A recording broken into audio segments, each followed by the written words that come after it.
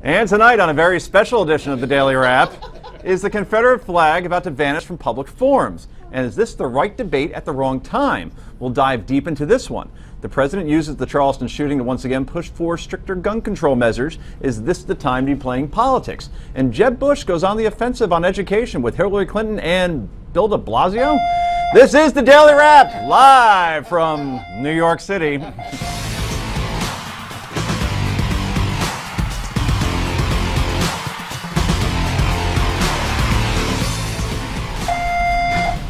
And hi, everybody. We are literally in the middle of a fire drill right now. We want to let you know there is no fire. Rick and I, Heather, Brad, we're in no danger. But at the same time, Rick, in all your years of broadcasting, have you ever experienced something like this on live television? I can't say that I have, and that's what makes it a special edition of the show tonight. Indeed. We are on fire tonight, literally. And joining us as well, she is America's pundit and Philly attorney, once dated a firefighter in Philly as well, from what I understand. Heather Hansen is here. Where is he when you need him? And finally, he is the editor of thewisdomdaily.com. Rabbi Brad Hirschfield joins us once again. Good to be here on a hot night. Yes, it is a hot night, indeed, and the jokes will continue all night if necessary. Anyway, let's get right to the daily download, please.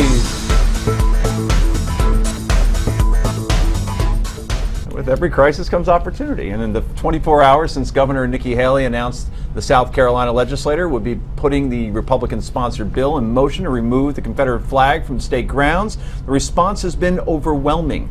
However, the flag will fly until the legislature votes to remove the flag. But not everybody is happy about the flag coming down, including former Democratic Congressman Ben Jones. Congressman Jones joined CNN's Ashley Banfield to discuss the removal of the Confederate flag. You must understand that that flag has been seen and is now seen, and also in positive context. It's been used by racists, by horrible people, such as this man who killed those people in Charleston. So but for many of us, it just simply represents my ancestry, my DNA. Okay. Now, Congressman Jones, who, by the way, I might have mentioned this before, is a Democrat, says he shouldn't be blamed for his ancestry. As I can't change who my ancestors were, they did what they did in their time, and they thought they were right. And slavery is a much more complex thing than just what happened 150 years ago, much more complicated. And we know that our nation's economy was built on slavery. Read the rest has never been told by Edward Baptist, or Complicity by the Hartford Courant, and you will understand slavery and racism is not the Southern sin, but the American sin. By the way, if the congressman looks familiar, Ben Jones is none other than Cooter from the Dukes of Hazzard, by the way. There he is in front of the General Lee, which, yes, had a Confederate flag on its roof for many years. Not anymore. I just saw on the news that Vulture is reporting that Warner is no longer going to sell any of the... That's right. They're scrubbing it. That's true, right? Yeah, I just saw that. But my point is that when that show was on the late 70s to the mid 80s, right? It was shown all the time, and there wasn't one protest outside of CBS. Well, you gotta love his explanation, though. It was my ancestors. You know what? If my ancestors were soldiers in the German Nazi, should I fly a swastika in honor because they were my ancestors? What a ridiculous explanation. His argument that they thought they were right and therefore it's okay that's just flat out stupid. But I do think we have to be careful. Comparing a Confederate flag to a Nazi swastika is probably over the top. I'm not. There is a good analogy to be made, and I actually had this experience. I spoke in the Bundestag, which is the Senate essentially of Germany, and they do have there. It's an enormous Iron Eagle. And it's a little bit uncomfortable. What does that represent, the Iron Eagle? It represents the nation of Germany, which is separable from the Nazi Party. Right? It's got a much longer history, as this symbol does. Now, I want to be clear. I am glad. I think this symbol should go away. But I do think, you said at the top of the show, this is the right conclusion at the wrong time. This is being done for political purposes, short of the conversation we really need to have. And actually, State Senator Darrell Jackson, who's a pastor in South Carolina, Democrat, who helped navigate the 2000 compromise, which brought the Confederate flag off the state capitol roof down to the memorial, has asked people, do not do this now. It will politicize the death of the nine and then begin to start to talk about how we can do it. In South Carolina, what's the conversation? The majority of the citizens of the state support it being there. And as Pastor and Senator Jackson said, let's talk that out not do it in the heat of the moment. And I think he's right about that. But It's what's the right conclusion. No, that's not the question I asked you. You said there's a conversation Right. that needs to be had. What is the How do you conversation they need how to do you have? honor the past fully, which means both take stock of the horrors that that symbol represents and also some of the glory it represents. Right now, we have a country in which either people see the glory and no horror or the horror and no glory. And anytime you get those diametrical oppositions in the middle of a cultural symbol, you're never going to have a good outcome. It's not possible. And you think that a flag that was put up in the early 60s in response to desegregation is there? First of all, that's not even the Confederate flag we're looking at. We're looking at the Confederate battle flag, right. We're looking at Lee's flag. It was put up in the late 60s to thumb their nose at desegregation. Where is this great honor that deserves to be protected and honored? That was put there to make a statement about slavery. I don't care what you think about your grandfather, your great-grandfather. Good for you. But that doesn't mean that you can thumb your nose at millions of people who you treated the way you treated. Now, that congressman may be right. It may be America's crime, not just the South's crime. But it was still a crime. There's no conversation that's required here. If we do that, that's exactly how to make sure we'll be at each other's throats and never get the resolution, Rick, They're that not- you and I actually What want, do you think which they're is gonna for it to go away. What do you think they're going to figure out by having a conversation? Oh my goodness, we're wrong being racist? Heather, are we doing this just to kind of feel good about ourselves that, all right, Dylan Roof obviously either is going to be executed or goes to jail for life, but we need to take it a step further, and by getting rid of the Confederate flag, we could say, okay, something good came out of this? But I don't think what everyone's talking about is totally different than what's going on in South Carolina. In South Carolina, they're doing it in response to seeing people hurting.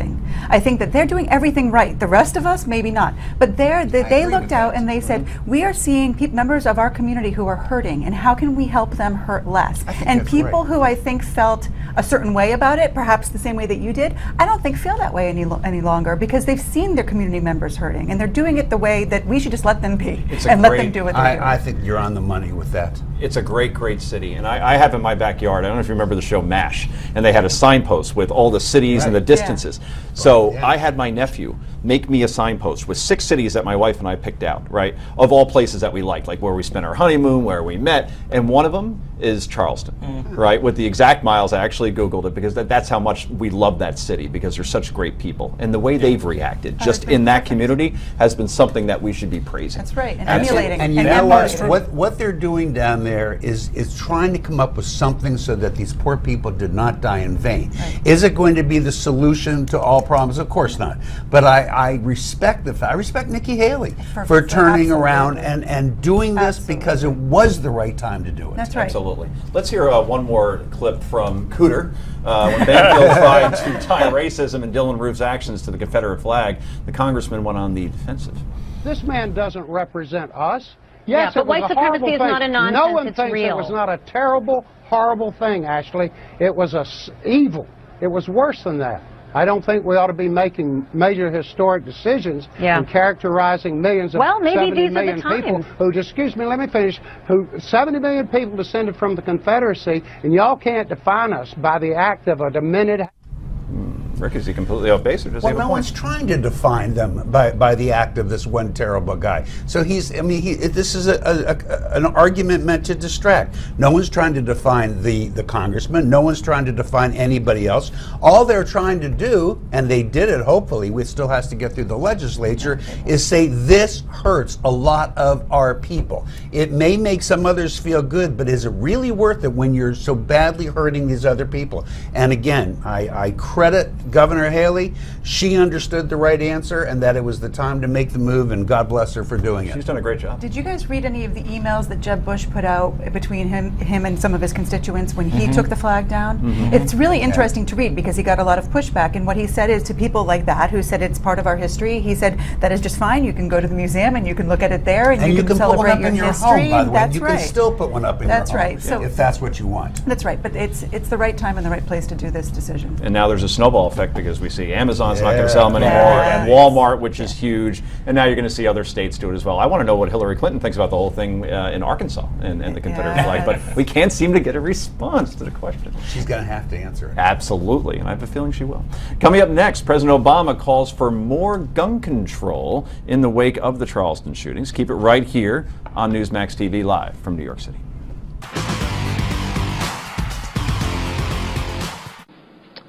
More than 11,000 Americans were killed by gun violence in 2013 alone. 11,000. And welcome back to Daily Wrap. I'm Joe Concha, along with my co-host Rick Unger, and filling out the panel, Heather Hansen, Brad Hirschfield. In the wake of the church massacre last week in Charleston, South Carolina, the president took the opportunity to argue once again for stricter gun control measures. Here's more from Mr. Obama. If Congress had passed some common sense gun safety reforms after Newtown, after a group of children had been gunned down in their own classroom, reforms that 90% of the American people supported, we wouldn't have prevented every act of violence, or even most. We don't know it would have prevented what happened in Charleston. No reform can guarantee the elimination of violence, but we might still have some more Americans with us. It's been par for the course whenever a high-profile shooting occurs that the president goes on a gun control push. But is he just playing politics? Let's bring in John Lott, president of the Crime Prevention Research Center. You can also find him at crimeresearch.org. John, when you listen to that clip from Mark Maron's interview with the president over the weekend, let's hear it first before I ask you about it. This doesn't happen with this kind of frequency in other countries. When Australia had a mass killing, I think it was in Tasmania about 25 years ago. It was just so shocking to the system. The entire country said, well, we're going to completely change our gun laws. And they did. And it hasn't happened since. I'm pretty sure that studio was in his kitchen. But anyway, John, the president loves using Australia as an example for strong gun control, basically. Is he telling the whole story? Well, I mean, there's so many false statements of what he's saying. First of all, if you just look around the world, you see plenty of countries that have fatality rates from mass public shootings at much higher rates than the United States. If you just look at Europe compared to the United States, we rank about 8th of the countries in Europe. And that doesn't include bombing deaths or other types of things which occur much more frequently in other countries. Bombing deaths in Russia alone are about twice the rate of mass public shooting deaths in the United States. But, you know, as far as Australia goes, yeah, they had one really bad thing. They had never had anything like that previously. If you compare Australia to New Zealand, for example, since then, New Zealand has had a bigger drop in mass public shootings after the Australian reforms, even though they had no change in their gun control laws at that time. You just don't pick one place. I could pick one state that hasn't had mass public shootings for a long period of time too. You have to go and look at lots of places, and when you do, when you look at in the United States, for example, where we have essentially 51 different laboratories, Bill Landis and I at the University of Chicago looked at mass public shootings in the United States from 1977 through 1999, and the only type of gun control law of the 13 that we looked at that had any impact was the passage of right to carry laws. John, it's Rick Unger. I honestly, listening to what you're saying, I think both the president and you, frankly, are begging the point. The real question here is not to compare who's telling the truth about what countries have higher rates, what countries doesn't. It doesn't matter. It's not going to do us any good right here. My question to you is, keeping in mind the Second Amendment, there's no point in challenging it or making it a fuss. It is what it is. It's there. Is there anything anything you have learned that would suggest to you that there's something we can be doing that just might help?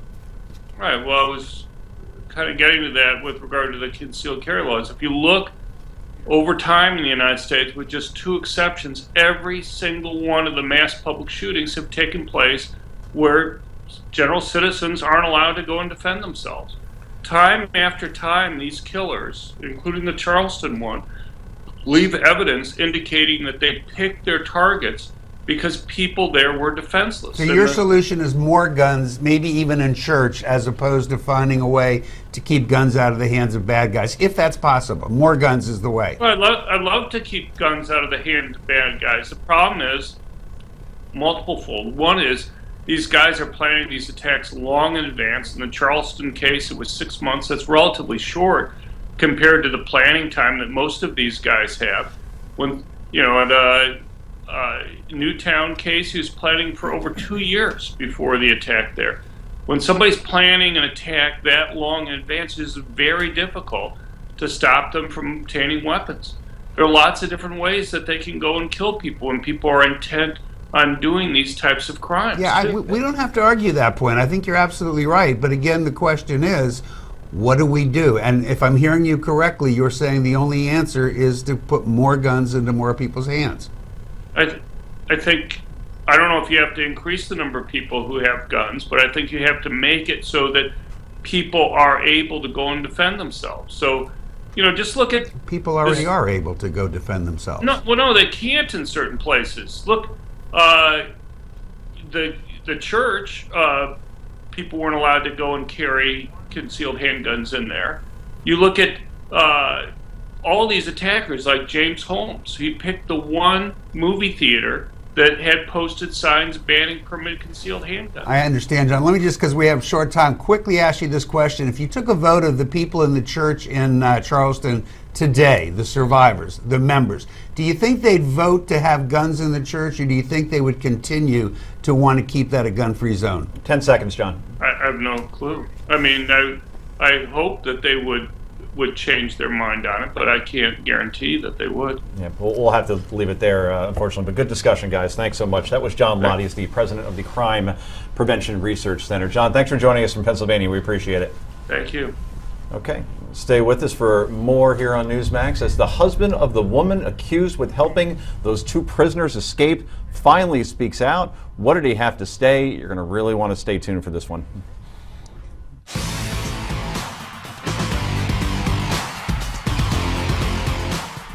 And welcome back to The Wrap. Well, before we jump back in, let's jump on board, shall we?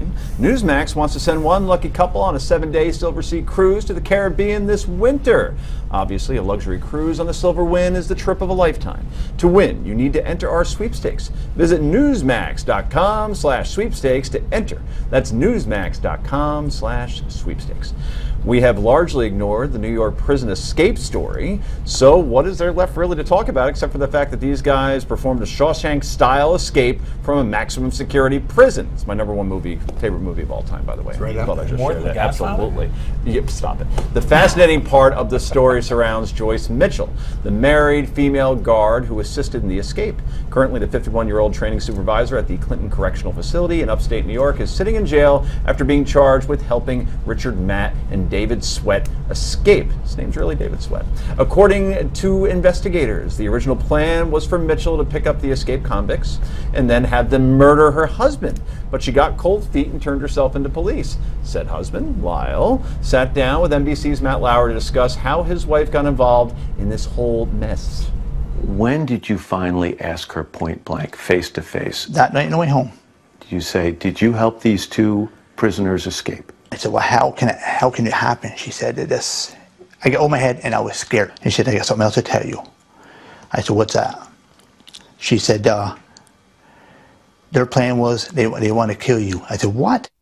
So why did the convicts want Lyle dead? Did that get me out of the way? But she said she would never go through with it. That's what she told me. That she really loved me and she was in too deep.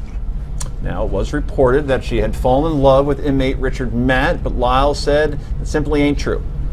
There have been reports that your wife fell in love with one of these inmates, Richard Matt. She didn't know if I loved her anymore, she said. And like to give her a little attention, she said, then it went too far. He said, you tried to kiss her a couple of times? She said, no. Okay, let me stop this video. Do you believe her, or is she just feeding her husband's lies, Heather Hansen? I tend to think she's feeding her husband's lies. It's the worst possible stereotype of women, like looking for attention and then giving these men their way. What I'm more upset about is the fact that she only faces 8 years in prison. I mean, if these men were to hurt somebody, it's costing $1 million a day to track them down, and that $1 million? Really? $1 million Yeah, a day. Wow. And she may face only 8 years of prison. To me, I'm hoping that they're going to find other things to charge her with to make the punishment fit the crime. So just in defense of women, right? men go through the same awful attention-seeking behavior because of insecurity. It's clear what happened here. It's a very sad story. But it shouldn't surprise us. If there are hate crimes, why wouldn't there be love crimes? It's the same kind of thing. She was seeking attention, and could it have been avoided? Probably. Does it matter? No. She committed a serious crime. It is insane that it's only 8 years. It's, it's expensive, it's dangerous, but no, I think it's sweet that the husband still believes what he believes, but at some time someone should help him wake up to the truth. Rick, has anybody ever ordered a hit out on you? Other you were a than judge. us. You were in a lot of positions where, if they did, obviously it's failed so far. Yes. But you know what? I mean, I don't think Lyle's the sucker here, because Lyle, I watched the interview, he said the smartest thing I've heard anybody say, which was they weren't going to kill him, they were going to kill her. Right. And that's exactly what they were going to do. They were going to kill her and take the car, and she's an idiot. So don't necessarily think Lyle's the dummy here. He's not. I got to hear more from Lyle. Let's get back to the video. Lauer points out the obvious at this point, that it's more believable she would help out someone she was in love with. It's almost more believable for her to try to help two guys escape if she's in love with one of them. It's hard to believe if there were not an emotional attachment. She told me that Matt was giving her attention and stuff, and she did not believe that I loved her anymore. When she keeps bringing up that she didn't believe you loved her anymore, it does sound like a woman who is looking for love elsewhere. Yeah. Yes. All right, Heather, you feel bad for this guy? I feel bad for anybody who's been cheated Jilted. on, jilted on by someone that they love. Absolutely, and I feel Particularly with an inmate and a former killer. Right. I mean, it makes it to have it done so publicly. She should have gone shopping to better store, you're saying? Yeah, and the Tinder, these guys don't exist. The Tinder. But the thing is, it is so public. To have to be on with Matt Lauer talking about the fact that your wife fell in love with a horrible prisoner is a terrible thing. He should write a letter to Dear Abby. Dear Abby. Better than Dear Matt in front of the My whole wife. country. But people will Is Abby do. still around? I don't know. Someone Dear writes whoever. it But instead. there's like a niece There's out Dear there or somebody. something. Like Dear Ashley or Something like that. Look, the Ashley history Madison. of people doing outrageous things because of love or seeking love is not surprising to us, right? It happens pretty regularly. In a couple of cases that still charm me in a sick kind of way. 2011, a guy had, told you this guys do, paid a friend to shoot him in the back because he was convinced this would win his true love's heart. Look at what he was willing to do for her. In a more serious one in '83, Diane Downs actually murdered her 3 children in order to get them out of the way so she could be with the man she loved. People will do crazy things for love. Sometimes they're crazy good, sometimes they're crazy bad. Heather, end this on a different note, 5 seconds. Well, there's another corrections officer who's going to be charged as well, so there's more to be seen in this story. Feeling these guys are long gone. They haven't caught up by now. Forget it. Anyway, we're talking Jeb Bush next. Stay there. They're gonna get him.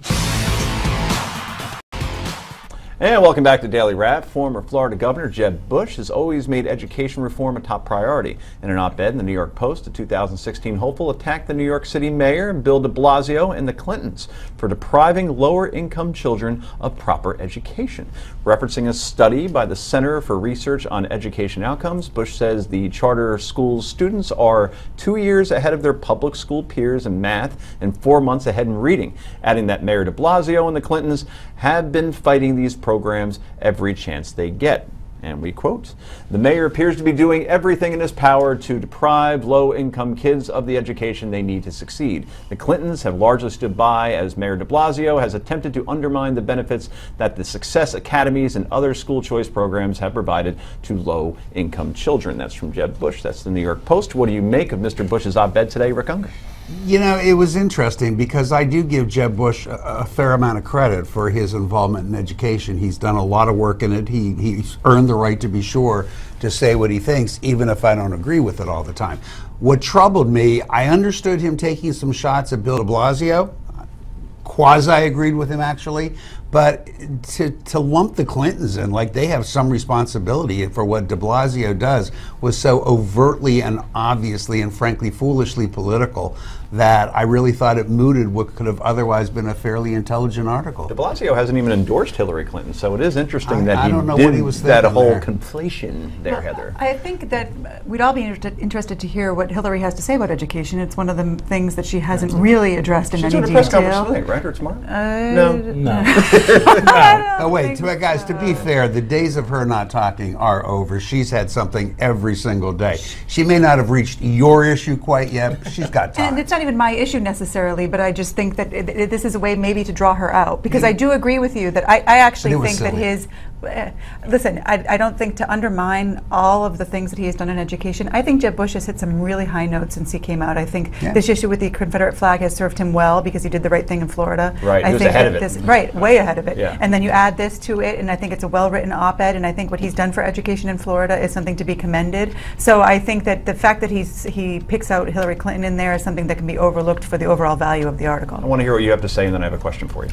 Look, the one thing he was fair to the Clintons on is Bill has a history of defending de Blasio. So, but he shouldn't have muddied the waters. If he wanted to go after Bill, he should have said, I'm going after Bill.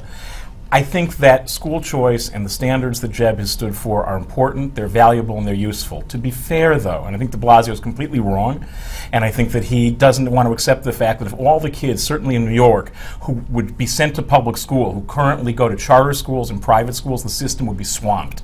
So his vision of public education demands a partnership with private education, with parochial education, and with charter schools. That said, the charter schools can also throw out kids they don't want. So we better have a robust public education system in this country that's committed to every student where they are as they are. Interesting. Where do you come down on Common Core? I mean, that's where I think Bush gets hurt. He gets hurt because the language on Common Core is there's so little trust in federal anything. But the fact of the matter is, it was a conservative issue originally, and we should stop fighting about whether or not Common Core makes sense. Of course common standards make sense, and get at the underlying mistrust of big standards for anything, which isn't going to help us. It's really the best example I know of cutting off your nose to spite your face. It's another echo chamber issue where people will just criticize it who don't even understand what it is, right, let alone knowing if they're for it or against it. I've seen some of the questions. I can't even answer some of them, so I can't even bother to do that. Anyway, while we're on the subject of education, a high school in San Francisco will begin offering LGBT classes this fall. The elective classes will cover issues such as terminology, history, literature, current events, media portrayals, and even the LGBT community in San Francisco itself. The teacher heading the program has been working closely with a mentee of the late human rights activist Harvey Milk. They did a movie about him, I believe, with Sean Penn.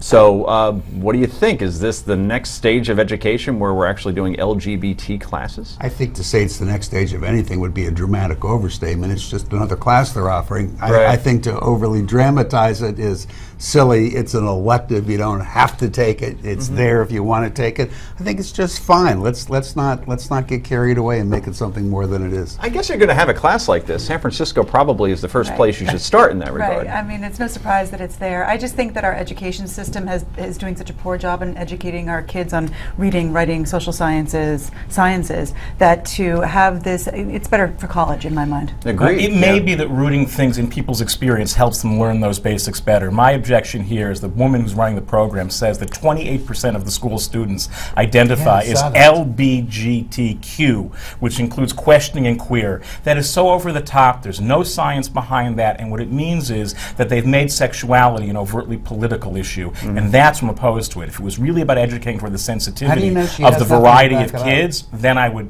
say it's a great class. How do you know she's got nothing to back it up? I don't know that she does. I read that she may too. have, but there's no science that indicates that 28% of the population she ever said falls into that. She said in the high school. Which means something is probably off because they're choosing it. We've been told it's not a choice, it's who you are. Maybe. Okay, well, we'll have to leave it there. Coming up next, it's potluck time. This is the Daily Wrap. Do not go anywhere.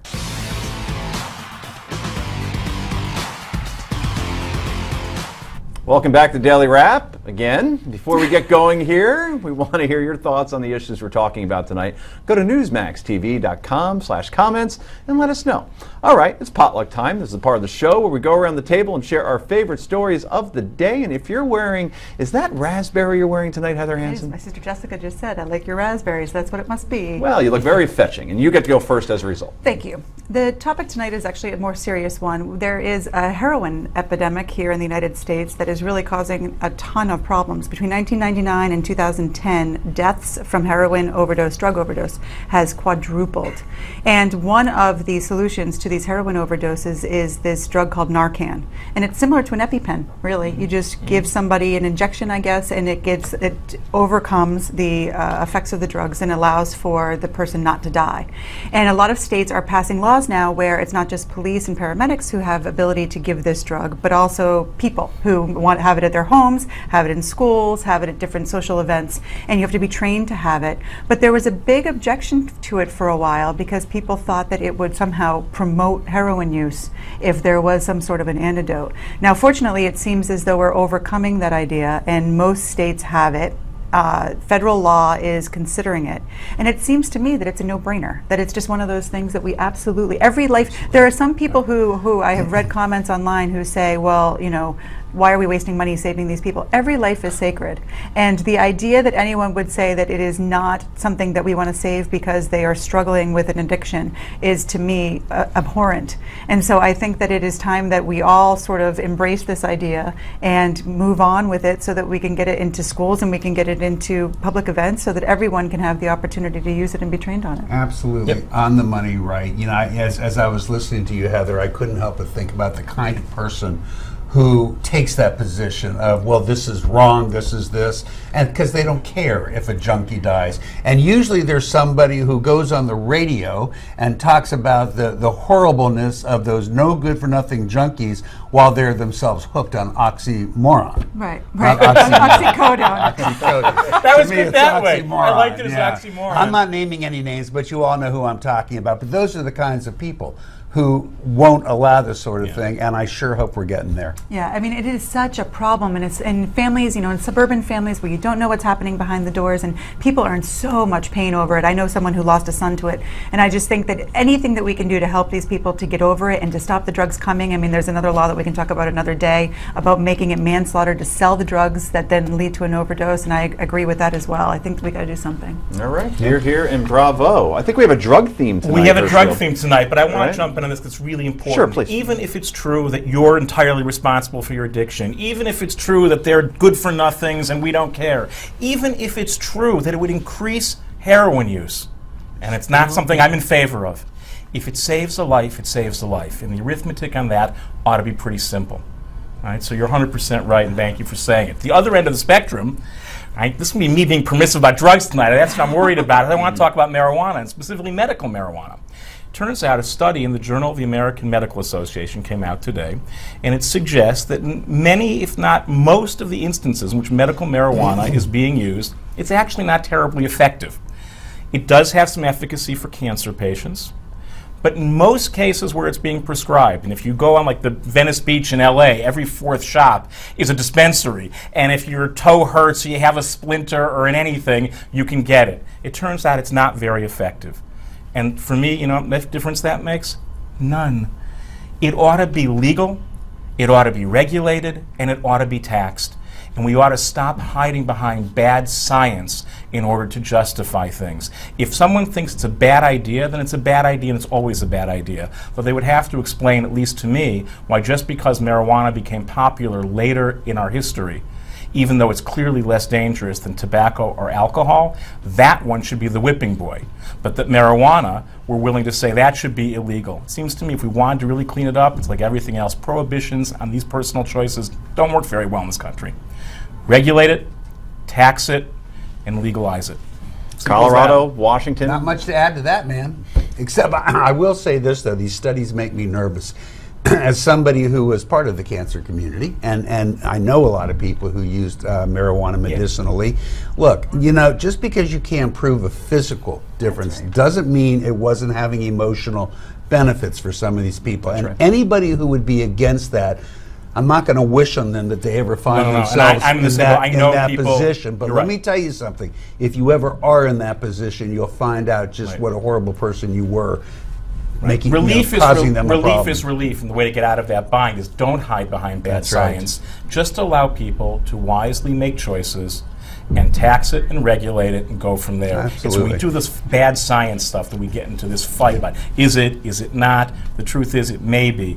It's not a fight we ought to be having. There are bigger fights, more important Are you an fights. outlier in the rabbi community as far as being pro-pot? I didn't say I was pro-pot. Not I'm among not. the rabbis I know. I'm anti-pot. I'm pro-people getting the right to make choices in their lives. Well said. You handled that curveball That was pretty very pretty political. well. Didn't see that coming. All right, up next, it's time for Yay or Nay. Happy time. This is the Daily Wrap.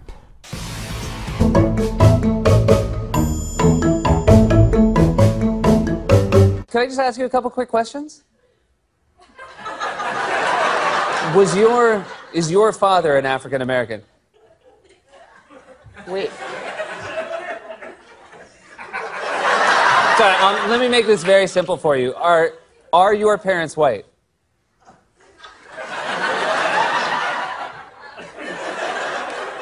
Wait. I don't really understand the question. Are either of your parents black? I don't. I mean. I can see a second. I can see hair coming out from underneath your wig. This is a really inappropriate question. Welcome back to Daily Wrap. You know when anchors come back from things like that and they have the fake laugh? That was genuinely funny. That was an actual smile. We all like that very much. Well, anyway, that was the great Maya Rudolph doing her best impression of Rachel Dolezal on Late Night with Seth Meyers last night. So, too good we had to show it to you, and that's called a bump. Anyway, first up, McDonald's in Europe has solved the minimum wage hike problem by hiring 7,000 self-serve touchscreen kiosks this month. Europe has been offering these kiosks for some time now as a way to improve efficiency and convenience. The kiosk can track each and every order a customer makes and even give you an end-of-year calorie count if you want. No thanks. Wow. Self-serve kiosks, a threat to the minimum wage hike, Rick Unger, particularly in Seattle. Yeah, inevitable. It's coming. It won't just be McDonald's. It is the future. Unfortunately, right, Heather? I mean, or fortunately, depending how you look at it. It's fortunate. I mean, they have them in Wawa, which is a Philly thing, and we love them. It makes everything fast, and it's going to problem. I mean, robots are going to take over a lot of our jobs. We've known it for Yeah. a generation, you know. What are you buying at Wawa? I love Wawa. Yeah? They have sandwiches there. They have great coffee. You eat that. Oh my This- gosh! this is when more I- Wow, you might not need to know about that. Just go for the coffee or the soda and get out of Dodge. All right, Brad, I went sideways, admittedly. Go ahead. No, it's okay. Look, I think this is, efficiency and its discontents. You often get more and less than you bargain for. It's a great fit for McDonald's because they're, unlike Burger King, you can't change anything there. This is the place you say no mustard, step aside, and you could be waiting there for weeks before they actually give you a sandwich. So I think it's a good fit for them. Okay. An op-ed for National Review Online posed the question, is Donald Trump a double agent for the left? The piece brings up Trump's political contributions to bigwig Democrats like former Obama Chief of Staff Rahm Emanuel, now the mayor of Chicago, and Senate Leader Harry Reid, and even his relationship with the Clintons. The piece also mentions Trump's brief time in the Democratic Party when he was registered as a Democrat back in 2001 because he didn't like President George W. Bush. Finally, Exhibit C, so to speak, his declaration in his own book back in 2000 that said, quote, "We must have universal health care." Interesting. The Donald is certainly singing a different tune today as a presidential candidate. Is Trump a double agent? Or better yet, is he running to help the left and guys like you, Rick Unger? Yay or nay? Well, look, first of all, the article was written by our good friend John Fund, and if you read to the end, which I recommend, he acknowledges that Trump is not a double agent, but he might as well be if this is the sort of stuff he was previously talking about. No, I don't think he is a double agent, but I wish he'd be a little bit more honest about his opinions. And Rick will fact check next time he does trip. We've done it here before. I think he's being honest, and he's just wrong. He doesn't have the courage of his convictions. He changes his mind. He goes with the wind, and I think that's part of the problem. Before you answer, there is a poll out today in New Hampshire that shows Donald Trump is resonating with his candor. Down 1 point. to Scott Walker? There's no accounting for taste. Look, Donald is not a double agent. He's a single agent. And the agency he works for is Donald.